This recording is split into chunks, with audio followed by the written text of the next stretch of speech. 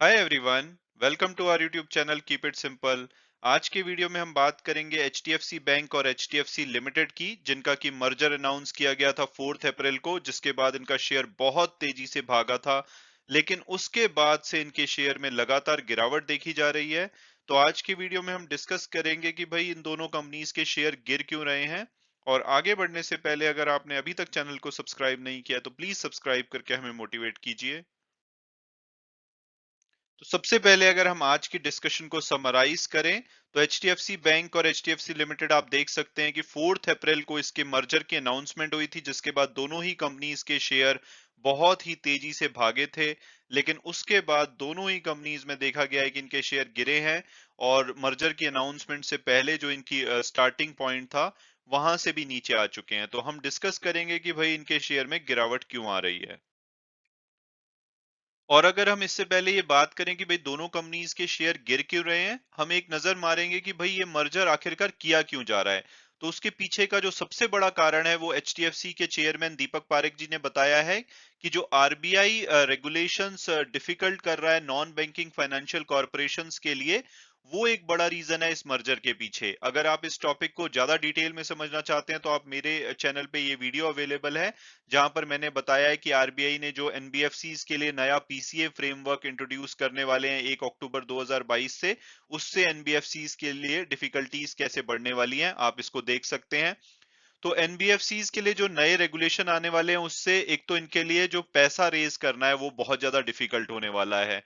दूसरा, ये जो रेगुलेटरी आर्बिट्रेज एंजॉय करते थे, यानी कि बैंकों के ऊपर जो रेगुलेटरी रिक्वायरमेंट थी वो बहुत ज्यादा थी, लेकिन एनबीएफसीज के ऊपर काफी ज्यादा ढिलाई होती थी, इतने ज्यादा रेगुलेशंस उनको फॉलो नहीं करने पड़ते थे। बट धीरे धीरे अब ये रेगुलेशंस दोनों के इक्वल होते जा रहे हैं, तो एनबीएफसीज होने का ज्यादा फायदा नहीं रह गया है।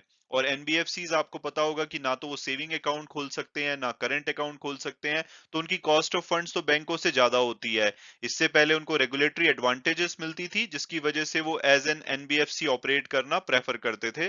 बट अब ये मुश्किल होने वाला है, तो ये एक रीजन है जिसकी वजह से मर्जर किया जा रहा है। इसके अलावा अगर बात की जाए तो दोनों जो कंबाइंड एंटिटी बनकर के निकलेंगी, जब ये मर्जर कंप्लीट हो जाएगा, इनका मार्केट कैपिटलाइजेशन 12.8 लाख करोड़ होगा। या तो ये रिलायंस के बाद दूसरे नंबर की एंटिटी होगी, या रिलायंस और टीसीएस के बाद ये तीसरे नंबर की एंटिटी होगी। यानी कि ये बहुत ही बड़ी एंटिटी हो जाएगी। Balance sheet size 17.87 lakh crore हो जाएगा। तो इसके लिए जो लार्जर अंडर राइटिंग होते हैं वो इसके लिए ज्यादा फिजिबल हो जाएंगे। अंडर राइटिंग का मतलब कि जो फीस लेकर के बैंक रिस्क लेते हैं, जैसे कि लोन देते हैं, इंश्योरेंस देते हैं, इन्वेस्टमेंट करते हैं, तो इनके लिए ज्यादा पॉसिबल होगा कि ये बड़ी बड़ी अंडर राइटिंग अंडरटेक कर पाएंगे। उसके अलावा अगर बात की जाए तो एचडीएफसी बैंक को एचडीएफसी के जो होम लोन क्लाइंट्स हैं, जो कि इंडिविजुअल क्लाइंट्स हैं, उनका फायदा मिलेगा कि वो बैंक के कस्टमर की तरह ज्वाइन कर सकते हैं जब ये एंटिटी मर्ज हो जाती है। हालांकि ये मर्जर होने में अभी काफी टाइम लगेगा। बैंक खुद अपने आप बोल रहा है कि ये सेकंड और third quarter of 2024 financial year, यानी कि लगभग हम मान सकते हैं कि सितंबर 2023 तक जाकर के कंप्लीट होगा। तो अभी इसमें काफी टाइम लगने वाला है। लेकिन जो मेन रीजन है इस मर्जर के, वो इस पेज पे हमने समराइज किए हैं। और अब अगर हम असल मुद्दे की बात करें कि भाई आखिरकार इनका शेयर क्यों गिर रहा है, तो जब मर्जर की अनाउंसमेंट आई थी 4 अप्रैल को, तो आपने देखा था कि बहुत ज्यादा तेजी से दोनों ही कंपनीज के जो शेयर हैं बढ़े थे, क्योंकि जो इन्वेस्टर हैं उन्होंने बहुत ज्यादा उत्साह दिखाया था कि भाई ये मर्जर तो गेम चेंजर होगा। लेकिन जब बाद में उन्होंने देखा तो इसमें कुछ कंसर्न्स उनको दिखाई दी, जिसकी वजह से इनके शेयर में गिरावट आई है। तो अब अगर हम एक एक करके उन कंसर्न्स के बारे में बात करें, तो पहली कंसर्न है एचडीएफसी की जो सब्सिडरीज कंपनी है, जैसे कि एचडीएफसी लाइफ हो गई। तो एनालिस्ट ये मान रहे हैं कि इनके ऊपर शॉर्ट टर्म में एक नेगेटिव इम्पैक्ट पड़ सकता है, क्योंकि कुछ रेगुलेशन, जब ये बैंक बन जाएगा तो कुछ रेगुलेशंस होंगे जो कि इनकी सब्सिडरी पे अप्लाई होंगे, जो कि अभी पूरी तरह से क्लियर नहीं है कि क्या रेगुलेशन होंगे। लेकिन हो सकता है कि ये मर्जर जो सब्सिडरी कंपनीज है एचडीएफसी लिमिटेड की, उनको वीक कर दे। और हो सकता है कि उन कंपनीज के कुछ शेयर्स बैंकों को रेगुलेटरी रिक्वायरमेंट के अंतर्गत बेचने पड़े। तो ये अनसर्टेनिटी बनी हुई है, जैसे कि एचडीएफसी लाइफ का क्या होगा। तो उसको लेकर के थोड़े इन्वेस्टर परेशान हैं, चिंतित हैं, और उसकी वजह से इनके शेयर में गिरावट देखी जा रही है। दूसरे कारण की बात करें तो जो स्टेटूटोरी लिक्विडिटी रेशो होती है, वो मेंटेन करने की जो रिक्वायरमेंट होगी उसकी वजह से भी शेयर में दबाव देखा जा रहा है, क्योंकि एचडीएफसी जो लिमिटेड है आज की डेट में जो एसएलआर रेशो है वो 13% ऑफ पब्लिक डिपॉजिट को मेंटेन करता है। लेकिन जब ये मर्जर हो जाएगा, ये बैंक बन जाएगा, तो उनको 18% of net demand and type liability जो होता है, net demand and type liability मतलब कि जितने भी डिपॉजिट्स हैं बैंक के पास, उसमें से अगर हम जो उन्होंने दूसरे बैंकों में डिपॉजिट कर रखे हैं उसको अगर माइनस कर दें, तो उसका 18% इनको एसएलआर की तरह मेंटेन करना पड़ेगा, जो कि अभी 13% है। तो 5% उसमें रिक्वायरमेंट बढ़ जाएगी इनकी। इसके अलावा एक अन्य कारण है जो कैश रिजर्व रेशो है। आज की डेट में एचडीएफसी लिमिटेड को कोई भी कैश रिजर्व रेशो मेंटेन नहीं करनी पड़ती।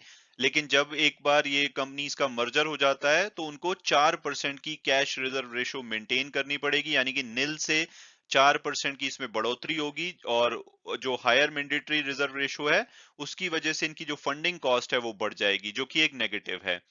इसके अलावा जो एबिलिटी टू बिल्ड पीएसएल यानी कि जो प्रायोरिटी सेक्टर लैंडिंग है उसको लेकर के जो इन्वेस्टर हैं थोड़े से चिंतित हैं, अनसर्टेन है कि भाई उसका क्या होगा, क्योंकि इनका जो पोर्टफोलियो बढ़ जाएगा तो प्रायोरिटी जो सेक्टर की लैंडिंग है, मैंडेटरी लैंडिंग है, उसको बैंक किस कॉस्ट पे देगा। प्रायोरिटी सेक्टर जैसा कि आप जानते होंगे वो सेक्टर हैं जो कि गवर्नमेंट ऑफ इंडिया और reserve bank of India consider करते हैं कि भाई देश की डेवलपमेंट के लिए इंपॉर्टेंट है, और इनको जो दूसरे सेक्टर हैं उनसे ज्यादा प्रायोरिटी दी जाती है। तो बैंक्स को भी मैंडेटरी है कि भाई इन सेक्टर की ग्रोथ के लिए आप इनको एडिक्वेट और टाइमली क्रेडिट दीजिए। आप प्रायोरिटी सेक्टर की कुछ लिस्ट यहाँ पे देख सकते हैं, जैसे कि एग्रीकल्चर आता है, एमएसएमईज होते हैं, export credit, education, housing, social infrastructure, renewable energy, ये कुछ सेक्टर हैं जहां पर कि बैंकों को सस्ते दर पे लोन देने होते हैं, कुछ मैंडेटरी रिक्वायरमेंट्स हैं। तो वो एक इन्वेस्टर उसको लेकर के परेशान है कि भाई इस जो लार्जर पोर्टफोलियो हो जाएगा तो प्रायोरिटी सेक्टर लेंडिंग बढ़ जाएगी, तो उसका इनकी कॉस्ट पे क्या इम्पैक्ट पड़ेगा। इसके अलावा एक अन्य कारण है जो म्यूचुअल फंड में एचडीएफसी लिमिटेड और एचडीएफसी बैंक की होल्डिंग्स हैं। आप जानते हैं कि ये दोनों कंपनीज ही म्यूचुअल फंड की काफी पॉपुलर कंपनीज हैं, और लगभग सभी जो लार्ज कैप म्यूचुअल फंड है या बड़े म्यूचुअल फंड हैं उसमें इनकी काफी ज्यादा बड़ी होल्डिंग होती है। तो इन्वेस्टर इसको लेकर के परेशान है कि जब ये एंटिटी मर्ज हो जाएगी तो ये म्यूचुअल फंड के लिए बहुत बड़ी हो जाएगी, क्योंकि सेबी की गाइडलाइंस हैं कि भाई आप एक इंडिविजुअल कंपनी में 10% से ज्यादा की होल्डिंग नहीं रख सकते किसी भी म्यूचुअल फंड स्कीम में। तो उसको लेकर के इन्वेस्टर को टेंशन है कि भाई जब आज की डेट में मान लीजिए एचडीएफसी बैंक में किसी की 7% होल्डिंग है, किसी म्यूचुअल फंड की एचडीएफसी लिमिटेड में 5% है, जब ये एंटिटी मर्ज हो जा सकती है तो हो सकता है कि वो 10% से ज्यादा हो। और उस केस में जो ये म्यूचुअल फंड हाउसेज हैं वो इन कंपनीज के स्टॉक को बेचना शुरू करेंगे। हालांकि ये डील होने में 18 महीने लगेंगे, उसके बाद देखना होगा कि क्या होल्डिंग पे इसका असर पड़ता है। लेकिन इन्वेस्टर जो एंटिसिपेशन में ऑलरेडी इसको बेच रहे हैं कि भाई ये आगे आने वाले टाइम में प्रॉब्लम बन सकता है। तो ये और एक और कारण है जिसकी वजह से शेयर में दबाव देखा जा रहा है। तो ओवरऑल अगर हमें समराइज करना हो कि भाई इनके शेयर के साथ हमें क्या करना चाहिए, तो मेरी पर्सनल ओपिनियन में अगर आपका लॉन्ग टर्म पर्सपेक्टिव है तो ये मर्जर कंपनी के लिए काफी अच्छा साबित हो सकता है।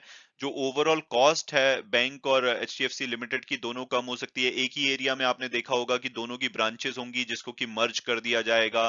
जो सिनर्जी इम्पैक्ट आएगा वो काफी ज्यादा फायदेमंद हो सकता है। तो मुझे लगता है कि लॉन्ग टर्म में तो ये काफी अच्छी न्यूज़ होगी। हालाँकि शॉर्ट टर्म में कुछ कंसर्न्स रहेंगी सब्सिडियरी कंपनीज़ को लेकर के, या दूसरी जो कंसर्न हमने डिस्कस करी है, उसकी वजह से थोड़ा बहुत उतार-चढ़ाव चलता रहेगा। लेकिन अल्टीमेटली मुझे लगता है कि लॉन्ग टर्म विज़न के साथ ये दोनों कंपनीज़ के लिए अच्छा होगा। तो अगर आपके पास इसके शेयर हैं, तो आप डेफिनिटली इसको होल्ड कर सकते हैं, और अदरवाइज़ कोई भी डिप पे इसको बाय भी किया जा सकता है। अगेन ये मेरी पर्सनल ओपिनियन है। अगर आप इसमें इन्वेस्ट करना चाहते हैं तो अपने फाइनेंशियल एडवाइजर से बात कीजिए, अपनी फर्दर रिसर्च कीजिए, उसके बाद अगर आपको ठीक लगता है तभी आप इसमें इन्वेस्ट कीजिए। Thanks so much for watching the video and God bless you all.